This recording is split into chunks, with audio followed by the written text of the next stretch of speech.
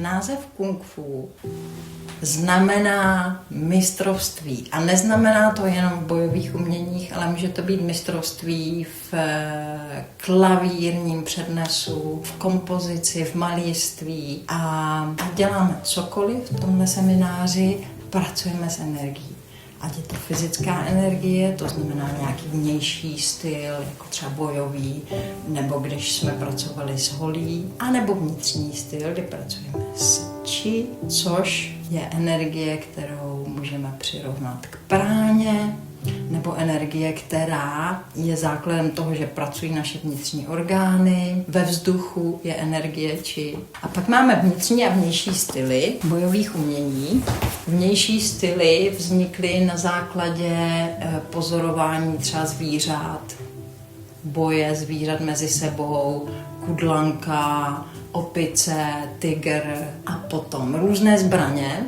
A vnitřní styly, které se zaměřují na to, že se pracuje s energií či a vytváří se nějaký proud energie, který se skrze tělo dostává ven a dá se s ním bojovat. To je například tai chi, pakua a nebo siny.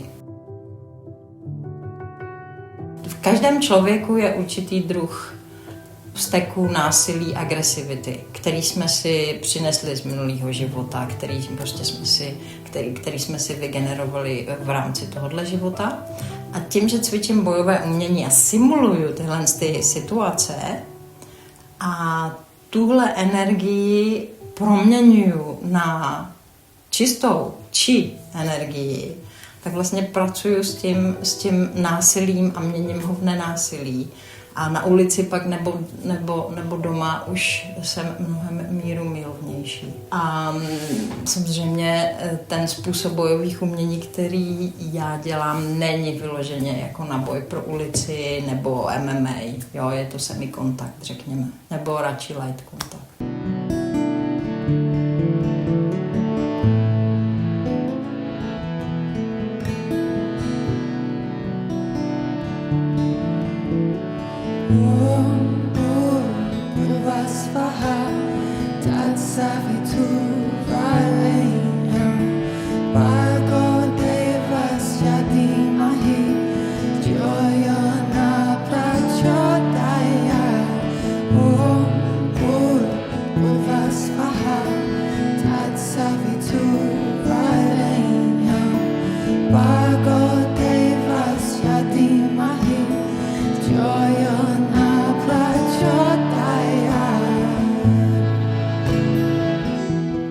Proč je dobré dělat bojová umění? Není to, že se jenom obráním na ulici sama, ale už tím způsobem, jako jak jdu, co vyzařuju, jakou atmosféru sebou přináším, tak se cítím mnohem sebevědomější a jistější, protože i kdyby chtěl někdo mě napadnout, je velká pravděpodobnost, že způsobem, jakým vyzařuji klid, si ten člověk vědomě či nevědomě vybere někoho jiného, což samozřejmě není úplně výhra pro toho někoho jiného, ale to už je příběh další.